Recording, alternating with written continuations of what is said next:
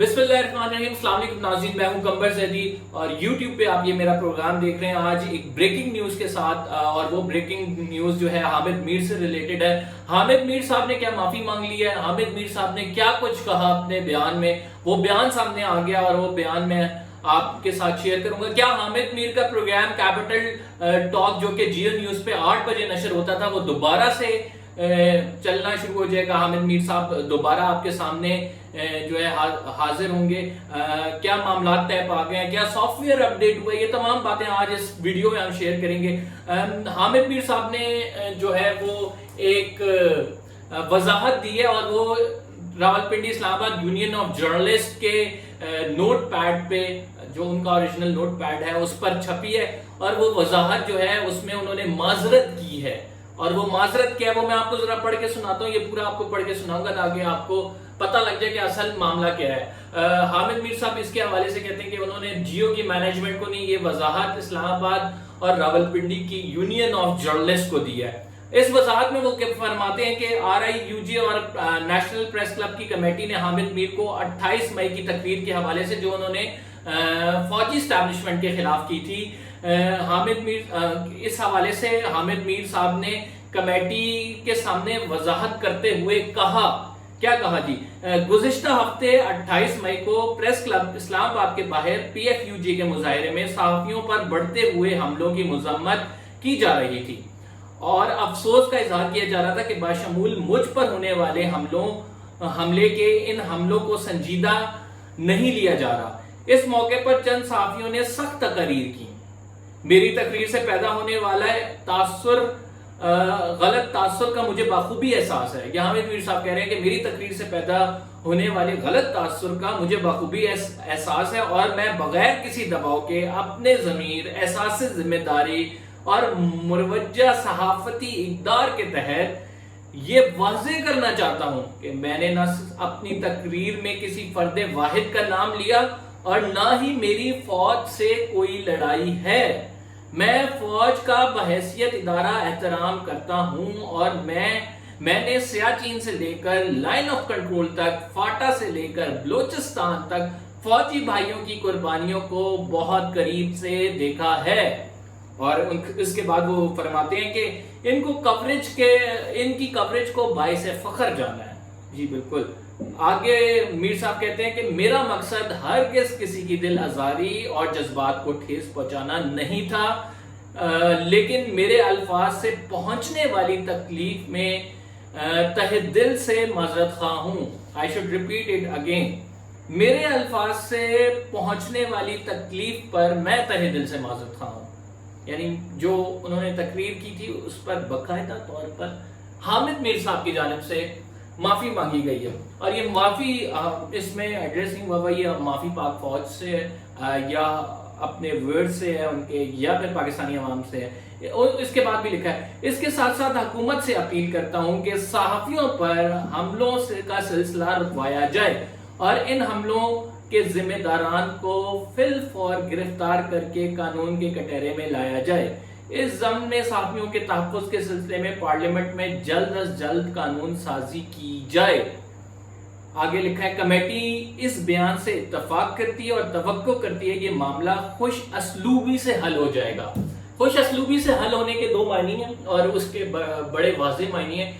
क्या हामिद मीर साहब दोबारा ये माफ़ी मांग के कैपिटल टॉक जो प्रोग्राम करते थे वो वहाँ वापस आना चाहते हैं? जी बिल्कुल। इससे तासुर यही जाता है कि हामिद मीर साहब जो हैं वो तंग आ चुके हैं या फिर हामिद मीर साहब समझते हैं कि ज़्यादा देर प्रोग्राम से बाहर नहीं रहा जा सकता या ज़्यादा तनकीद एस्टैब्लिशमेंट पे जो की है, क्या उन्हें अब ख्याल आ गया कि मैंने ज़्यादा बोल दिया था। तो उस हवाले से ये जो आखिरी जुमला बताता है कि ये मामला खुश असलूबी से हल किया जाए, तो इसमें ज़रूर हामिद मीर साहब के प्रोग्राम के हवाले से जो है वो मामलात बात हो रही है। बैकडोर डिप्लोमेसी जिसे कह सकते हैं हम, कहीं ना कहीं इसका जिक्र जरूर हो रहा है और हामिद मीर साहब वाकयातन वापस आना चाहते हैं, इस वजह से ये माफ़ी मांगी गई है। तो ये दो एस्पेक्ट्स हैं कि बैकडोर पे राब्ता भी हो रहा है और हामिद मीर साहब वापस आना चाहते हैं। अब सवाल ये है, क्या हामिद मीर साहब वापस आएंगे या नहीं आएंगे? फिल वक्त तो नहीं आ रहे हामिद मीर साहब, लेकिन हामिद मीर साहब जो है वो इन द लॉन्गर रन اس میں کچھ کہا نہیں جا سکتا. اطلاعات یہ ہیں کہ واپس آ جائیں گے ان دا لانگر رن. ابھی فی الوقت کیونکہ ایک پریشر بھی ہے, سول سوسائٹی کا ایک پریشر ہے. کچھ ویلاگرز ہیں جو کہ حامد میر صاحب کے خلاف ہیں, اور وہ گاہے بگاہے یہ کہتے رہتے ہیں کہ اگر اسٹیبلشمنٹ نے اس دفعہ حامد میر کو چانس دے دیا تو وہ اسٹیبلشمنٹ کی حمایت, یا پھر اسٹیبلشمنٹ خود اس کی ذمہ دار ہے, پاورفل ملٹری اسٹیبلشمنٹ جس کے خلاف حامد میر نے تقریر کرتے ہوئے کہا تھا کہ تمہاری توپوں اور ٹینکوں کو زنگ لگ جائے گا, ہم تمہارے گھر کی باتیں بتائیں گے. یہ تمام وہ باتیں تھی جو حامد میر صاحب کی جانب سے کی گئی, اور اب یہ جو پریس ریلیز آئی ہے راولپنڈی اور اسلام آباد یونین آف جرنلسٹ کو وضاحت دی ہے کمیٹی میں, اور اس کمیٹی نے اس سے اتفاق کیا ہے جس میں معذرت کی گئی ہے اور کہا ہے کہ خوش اسلوبی سے معاملات طے ہو جائیں گے. اس پر فوج میں بہت غم و غصہ تھا. ہماری فوجی ذرائع سے بات ہوئی تو واقعی تن ہرٹ ہوئی یہ ان کے سینٹیمنٹس. ایک تو حامد میر صاحب نے یہ جذباتی تقریر کی اور اوپر سے بہت زیادہ سخت تھی. پرسنلی ٹارگٹ بھی کیا گیا کچھ لوگوں کو, جس کے باعث میں یہ کہہ سکتا ہوں کہ میر صاحب نے اگر یہ قدم اٹھایا. حامد میر صاحب میرے ساتھ جیو میں میرے کولیگ رہے ہیں. میں جیو کے لیے جب رپورٹنگ کرتا تھا, سپریم کورٹ آف پاکستان کور کرتا تھا, حامد میر صاحب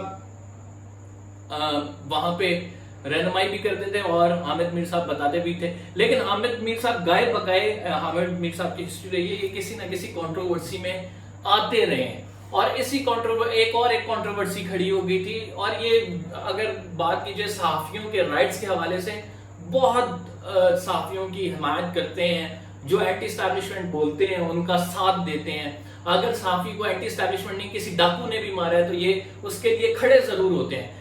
اس دفعہ اسد طور صاحب کے لیے کھڑے ہوئے تھے, اور اسد طور صاحب کے لیے کھڑے ہونا ان کو مہنگا پڑ گیا کیونکہ انہوں نے بڑی سخت تقریر کر دی, اور اس سخت تقریر پر اب یہ معافی مانگ رہے ہیں اسٹیبلشمنٹ سے. اس پر میں اپنے پرسنل کامنٹس جو ہیں وہ میر صاحب کو جہاں تک میں جانتا ہوں کہ یہ ہونا تھا, میں جانتا تھا کہ میر صاحب اس حوالے سے بیک فٹ پہ آئیں گے, کیونکہ کوئی بھی ادارہ ہو, آپ ملکی اداروں کے خلاف بڑا مشکل ہوتا ہے ڈٹ کے کھڑے ہو جانا, اور یا پھر ملکی اداروں کو ملائن کرنا. آپ نہیں لڑ سکتے ملکی اداروں سے, کیونکہ یہ ادارے ہی آپ کا تحفظ کرتے ہیں, یہ ادارے ہی آپ کے جو ہے وہ ملک کو چلا رہے ہیں, اور یہ ادارے بڑے ضروری ہیں. تو آپ کسی فرد واحد پہ کرٹیسزم کر سکتے ہیں, لیکن پورے ادارے پہ کرٹیسزم کرنا یہ میرے نزدیک غلط ہے. اور ادارے پہ تب کرٹیسزم کرنا جب اس میں ایک فوجی جوان جو کہ سرحدوں پہ اپنی جان دیتا ہے وہ بھی شامل ہو, جس میں وہ فوجی جوان بھی شامل ہوں کہ جو اپنی جان دے کر اس وطن کی مٹی کا دفاع کرتے ہیں.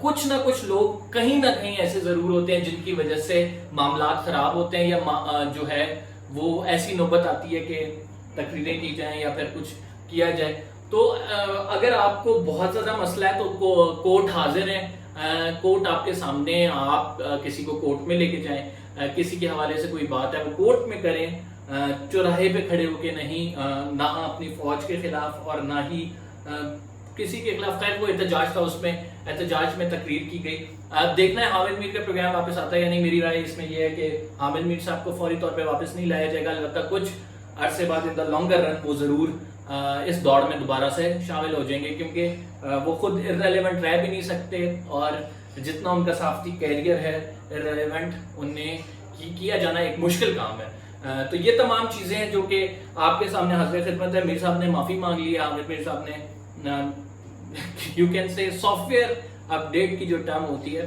کیا وہ سافٹ ویئر اپڈیٹ ہو گیا میر صاحب کا, تو ہم اس کو دیکھ کر کہہ سکتے ہیں کہ جی میر صاحب کا سافٹ ویئر اپڈیٹ ہو گیا.